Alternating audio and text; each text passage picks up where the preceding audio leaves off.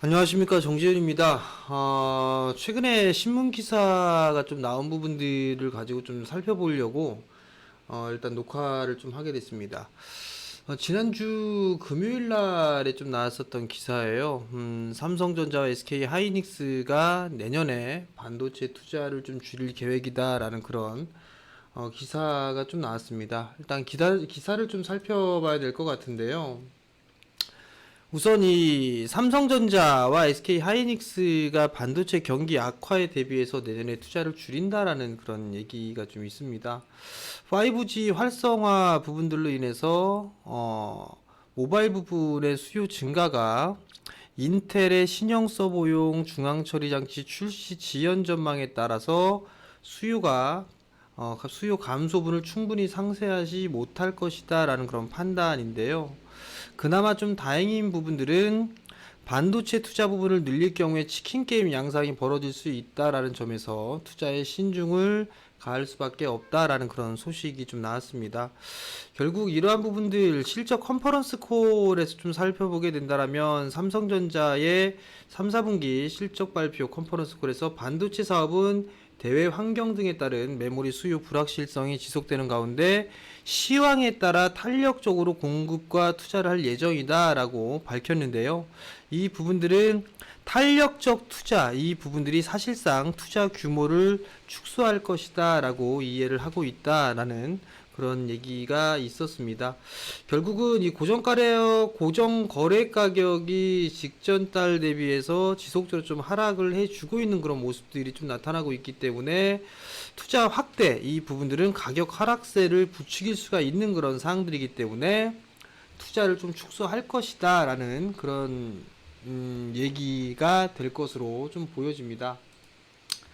결국 이게 삼성전자 이 컨퍼런스 콜에서 5G라는 단어가 57번이나 등장을 할 정도로 5G 시장 확대에 따라서 상당히 좀 기대가 많았었는데 이 부분들 또한 제한적일 것이라는 분석이 좀 많이 나오고 있는 그런 사항들인데 미중 무역 분쟁에 대비해서 중화권 모바일 클라우드 업체들이 올해 3, 4분기에 디램 매입을 크게 늘렸기 때문이다라는 그런 얘기들이에요. 결국은 미리 매수를 해놨다라는 그런 부분들이기 때문에 일단 뭐 시장의 전망이나 이런 부분들은 디램 출하량은 3분기 30% 초반대를 기록했지만 4분기에는 한 자릿수 초반대로 하락할 것이다 라고 좀 밝혔습니다. 이러한 부분들이 반도체 부분들에 있어서의 투자라든가 이런 부분들이 좀 지연될 수밖에 없다라는 얘기의 신빙성을 좀 높여주는 그런 부분들이 아닌가라고 좀 판단이 됩니다. SK 하이닉스도 컨퍼런스 콜에서 내년에는 5G 때문에 모바일 드램 비중이 올해보다 늘어날 것으로 보여지는데 서버의 비중은 올해보다 못할 것이다 라는 그런 얘기들이 좀 뒷받침될 수 있는 그런 사항들인데 그만큼 중화권 쪽에서는 무역 분쟁에 따라서 디램 매입을 크게 늘렸다라는 그런 부분들이에요. 결국은 이게 이 부분들이 반도체 투자를 좀 줄일 것이다라는 그런 부분들인데 서버에 대한 증축 이 부분들 같은 경우는 중국뿐만 아니라 미국 쪽에서도 늘어나고 있는 그런 부분들이에요. 지금 이 기사에 대해서는 어느 정도 맞는 얘기인 부분들이지만 일단 미국 쪽도 좀 생각해 볼 필요성이 있지 않나라고 좀 판단이 되는데요. 제 판단은 알파벳이나 미국 기업들에 있어의 서버 이 부분들의 발주가 있는 것으로 좀 알고 있습니다. 그렇기 때문에 이 부분들이 전적으로 틀리다, 맞다라고 표현을 할 수는 없겠지만 어느 정도의 우려감이 있기 때문에 이런 기사들이 좀 나온 게 아닌가라고 좀 판단이 되거든요. 그럼 하나씩 좀 살펴봐야 될 부분들이 디램 업체별 시장 점유율의 좀 변화를 보시게 된다면 거의 뭐 삼성전자와 SK 하이닉스, 마이크론 이 지금 3강 체제가 유지가 되고 있다라고 좀 보셔도 좋을 것 같습니다. 과거에는 삼성전자와 SK 하이닉스, 마이크론뿐만 아니라 난야라든가 파워칩 이런 기업들이 있었는데 치킨 게임이 있었죠. 치킨 게임이 벌어지면서 3강 체제로 유지가 되는 그런 부분들인데 요번에 이 반도체 부분들에 있어서의 치킨 게임은 없었습니다. 그렇기 때문에 만약에 설비 투자를 다시 또 진행을 하게 된다라면 또 치킨 게임이 벌어질 수 있다. 뭐 이 부분들이 증설을 못하는 그런 이유가 아닌가라고 신문기사에 좀 나오고 있는 그런 사항들인데요. 과거에 같은 경우는 악순환, 즉 치킨 게임이라든가 무리한 증설 이 부분들을 좀 진행하지 않았다라는 부분들이 그나마 좀 다행이 아닌가라고 좀 판단이 됩니다. 여전히 뭐 삼성전자와 SK 하이닉스 시장 점유율이 좀 높은 그런 사항들이고 마이크론과 나냐 그리고 기타 기업들이 시장 점유율 순으로 좀 나와주고 있는데 결국 뭐 삼성전자와 SK 하이닉스 마이크론의 영향이 아닌가 이들이 얼마만큼 투자를 하느냐에 따라서 치킨 게임이 다시 일어나느냐 나지 않느냐 이 부분들이 결정될 것 같은데 이 부분들은 얼추 재고 부분들이 얼마만큼 남아 있느냐 그 부분들의 좀 차이가 되지 않을까라고 좀 판단이 됩니다. 우선 반도체 수출에 대한 부분들을 좀 보게 된다라면 한국의 반도체 수출액은 줄어들었다가 점진적으로 상승을 다시 할 것으로 좀 예상을 하고 있는 그런 사항들입니다. 한국 반도체에 대한 수출액은 지속적으로 좀 감소를 해주고 있는 그런 모습들을 보여줬고 올해 4분기 말을 기점으로 해서 다시 돌려 세울 것으로 좀 예상을 하고 있는 그런 사항들이죠. 결국 삼성전자와 SK 하이닉스의 반도체 매출액은 올해 4분기를 기점으로 해서 서서히 개선되는 그런 모습들이 나올 것이다 라고 예상을 하고 있는 그런 사항들입니다. 그렇기 때문에 투자나 이런 부분들은 조금 지연될 수 있는 그런 가능성이 있겠지만 다시 회복을 해 나가는 흐름들이 보여지게 된다라면 서버 이 부분들 그리고 5G 디램 모바일 쪽에 얼마만큼 나가느냐에 따라서 일단 투자를 더 진행을 하느냐 아니면 좀 보수적으로 보느냐 이 부분들이 결정되지 않을까라고 좀 판단이 됩니다.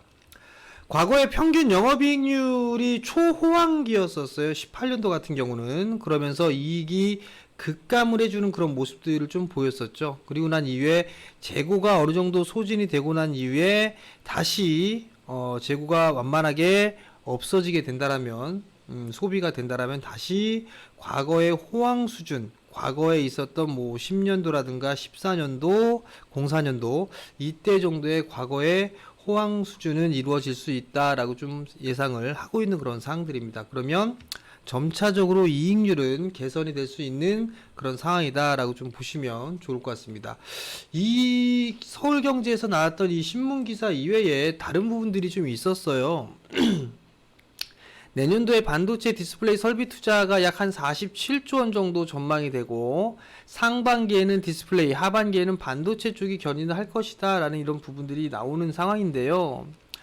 이러한 기사거리를 보더라도 반도체 쪽보다는 디스플레이 쪽이 좀 더 탄력을 받을 가능성이 좀 높다라는 부분들을 좀 기억을 하시면 좋을 것 같고요. 여전히 삼성 쪽에 있어서의 설비 투자는 여전히 좀 진행되고 있는 그런 사항들이에요. 제 다른 부분들에 좀 알아봐도 시안 쪽에 있어서는 여전히 좀 투자가 진행이 되고 있는 그런 사항들이고 내년 초 부분들에 있어서의 평택 2공장 이 부분들에 있어서의 발주를 예상을 하고 있는 그런 사항들입니다. 그렇기 때문에 기사에 있어서 너무 예민하게 반응할 필요성은 없지 않나라고 좀 판단이 되고요. 다만 이제 향후에 있어서의 전략이라든가 이런 부분들을 어떻게 세워봐야 될지 그 부분들을 고민을 해볼 필요성이 있을 것 같은데요.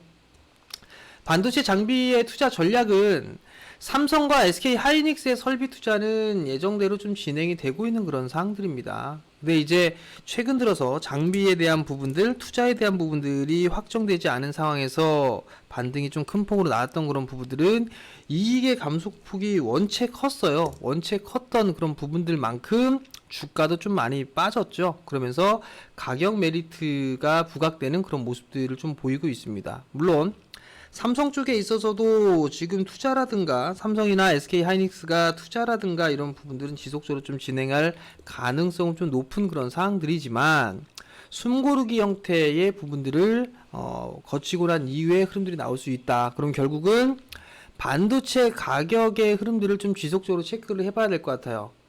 예를 들면 예상대로 진행이 된다라면 다시 증설이라든가 이런 부분들을 진행을 할 수가 있겠지만 반도체 가격이 계속적으로 좀 떨어지는 그런 모습들을 보이게 된다라면 한국 증시에는 악재로 작용을 할 수밖에 없는 그런 사항들이에요. 그렇기 때문에 일단 반도체 가격의 흐름들은 지속적으로 좀 체크를 해봐야 된다라고 좀 생각을 하고 있고요. 마지막 부분들로 정부 정책은 바뀐 부분들이 없어요. 소재, 장비, 부품 쪽에 있어서의 국산화 이 부분들은 여전히 좀 진행이 될 수가 있는 그런 사항들이기 때문에 이 부분들을 보고 중장기적인 플랜으로 봐야 되지 않을까라고 좀 판단이 됩니다.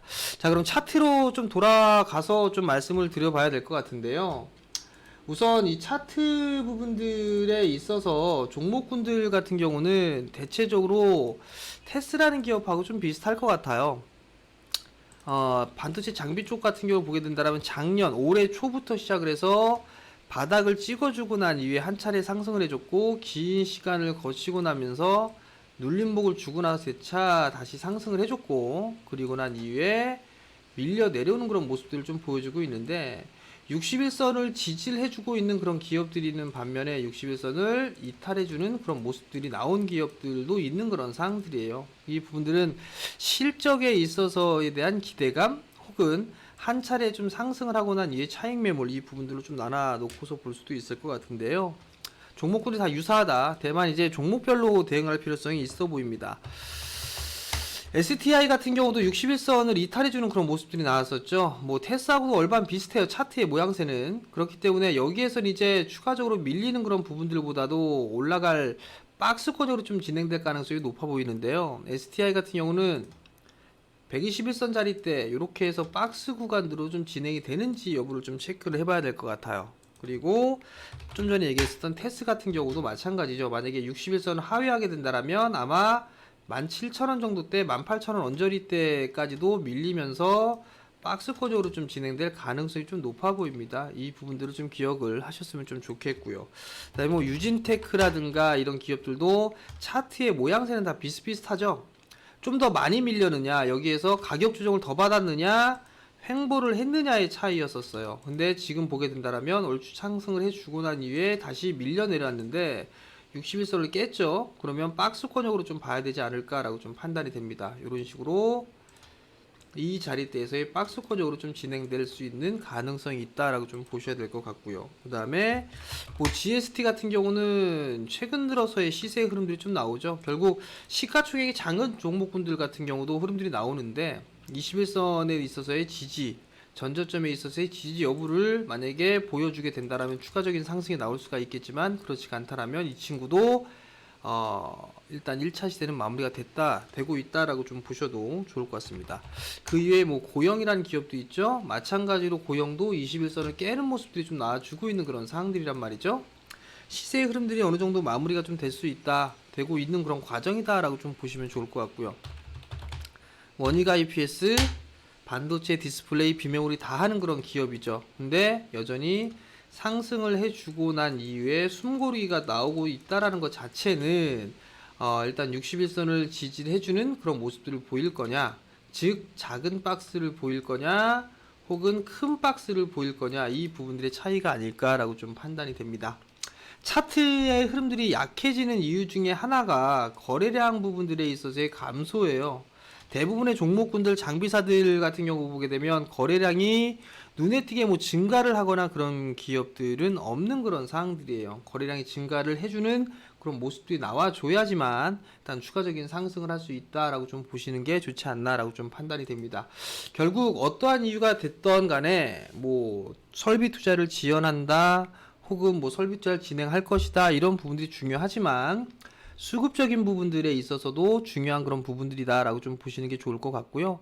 IT 섹터는 전반적으로 많이 빠졌어요. 많이 빠졌기 때문에 밸류상으로도 그래도 싸게 평가를 받고 있는데, 만약에 설비 투자가 그대로 지연이 되지 않고 진행이 되는 그런 모습들을 보이게 된다라면 바닥을 다지고 난 이후에 다시 재차 치고 나갈 그럴 가능성도 있다라는 부분들 좀 기억을 하시면 좋을 것 같고요. 2020년 시장도 어찌됐든 간에 반도체 장비 쪽 이런 쪽의 기업들의 관심은 여전히 놓고 봐야 된다. 다만 탄력이 둔화된 그런 모습들을 보여주고 있고 차트의 모양새가 깨지는 그런 모습들이 나오게 된다라면 한 발 물러서서 보는 전략도 좋지 않을까라고 좀 판단이 되는 만큼 투자자분들도 한 번쯤은 잘 유심히 체크를 해보시고 대응을 해보시기 바랍니다.